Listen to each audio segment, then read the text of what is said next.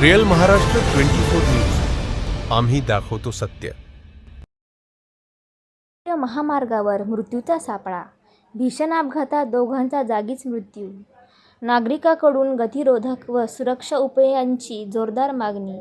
बीड तालुक्यातील राष्ट्रीय महामार्ग 548 डी अहिल्यानगर अहमदपूर मार्गावरील लिंबागणेश येथे शुक्रवारी मध्यरात्री भीषण अपघातात घडून दुचाकीवरील दोघांचा जागीच मृत्यू झाला. या अपघातात दुचाकीस्वार बबन काशीनाथ लगास व ज्ञानदेव विष्णू लगास राहणार चिखल बीड तालुका यांचा मृत्यू झाला असल्याची माहिती समोर आली आहे.